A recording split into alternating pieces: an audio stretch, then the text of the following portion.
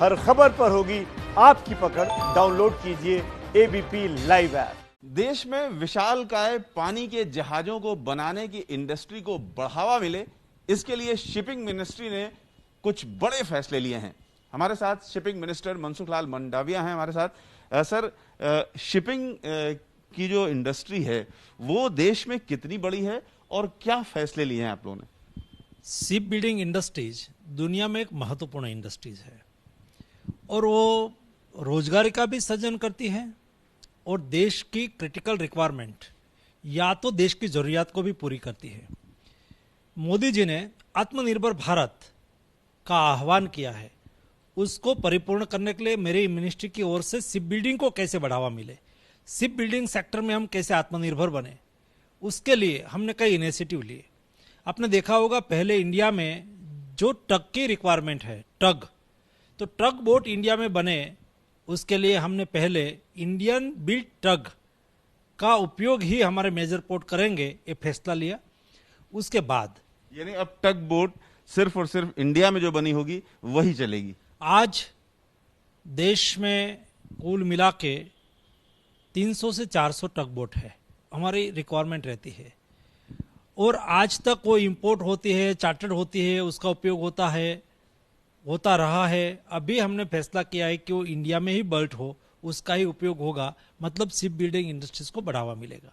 ये दूसरा हमारा महत्वपूर्ण फैसला है कि भारत में क्रूड, गैस, कोयला और फर्टिलाइजर जैसे कमोडिटीज ये गवर्नमेंट पीएसयू ही उसका इंपोर्ट एक्सपोर्ट करते हैं और सबसे बड़ा कार्गो वही होता है। वो एफओआरबी के माध्यम से भारत की कंपनी को आज तक फर्स्ट रिफ्यूजल मिलता था, मतलब प्रायोरिटी मिलती थी, जो भारतीय कंपनी हो उसको प्रायोरिटी देते थे। यानी ये करोड़ों के ठेके होते थे जो गवर्नमेंट पीएसयू देती थी। गवर्नमेंट पीएसयू जो करोड़ों का ठेका देते थे उसमें भारतीय कंपनी को फर्स्ट रिफ्यूजल मिलता था, मतलब प्रायोरिटी मिलती थी। लेकिन हमने ये फैसला ऐसा लिया है कि भारत के ओनर हो, कंपनी के मालिक भारतीय हो, भारत में शिप रजिस्टर हुआ हो और भारत की शिप बिल्डिंग कंपनी में ही शिप बना हो, उसको हम फर्स्ट रेफरेंस देंगे, सबसे पहली प्रायोरिटी उसको देंगे। दूसरी प्रायोरिटी हम उसको देंगे जो भारतीय कंपनी हो और दुनिया में कोई भी कंट्री में शिप बना हो तो उसको दूसरी प्रायोरिटी देंगे।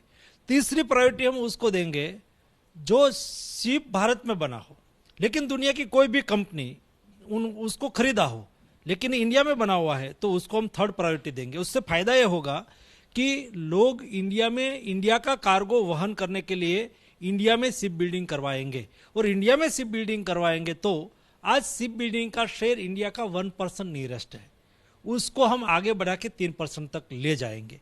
और एक ये महत्वपूर्ण इंडस्ट्रीज है, उससे एक रोजगार का भी सृजन होता है। उसमें लेबर सेंट्रिक इंडस्ट्रीज है, इसलिए लेबर भी चाहिए, टेक्नीशियन भी चाहिए, इंजीनियर भी चाहिए। नंबर ऑफ टाइप की एंसिलरी इंडस्ट्रीज को भी अपॉर्चुनिटी मिलती है जो उसकी जरूरियात को पूरी करती है। इस दृष्टि से शिप बिल्डिंग इंडस्ट्रीज एक महत्वपूर्ण इंडस्ट्रीज है। यानी न सिर्फ भारतीय बल्कि जो विदेशी ठेकेदार हैं कार्गो के, जो भारत के ठेके लेना चाहते हैं, वो भी भारत में बनी हुई जो शिप्स हैं वो प्रेफर करेंगे। यस, विदेशी कंपनी भी भारत का कार्गो हैंडल करना चाहती हो तो जो वो भारत में उन्होंने मेक इन इंडिया के माध्यम से शिप बना के खरीदी हो तो उसको हम प्रायोरिटी देंगे, उससे शिप बिल्डिंग बढ़ेगी। तो अभी जो भारतीय शिप इंडस्ट्री है, शिपिंग बिल्डिंग इंडस्ट्री है, वो कितनी बड़ी है? आज भारत में 24 शिपयार्ड है, 24 शिपयार्ड है और हर साल वो 20 से 25-30 शिप बनाते हैं, तो उससे और फायदा होगा, और शिप बनेगी और वो लोग उसको प्रायोरिटी देंगे। इससे शिप बिल्डिंग इंडस्ट्रीज का शेयर आज 1% से उससे आगे बढ़ के वो 3% तक अगले 5 साल में हो जाएंगे। कुछ छूट वगैरह भी आप लोग देते हैं?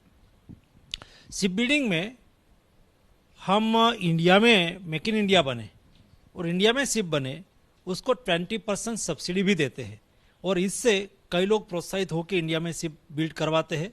उससे शिप बिल्डिंग इंडस्ट्रीज को भी फायदा होता है और वो आत्मनिर्भरता को भी बढ़ावा देती है और लेबर को और इंडस्ट्रीज के साथ जुड़े हुए लोगों को भी फायदा होता है।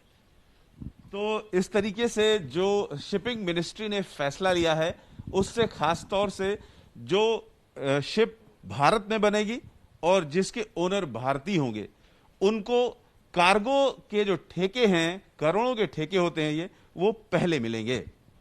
Ravikant, ABP news, Delhi.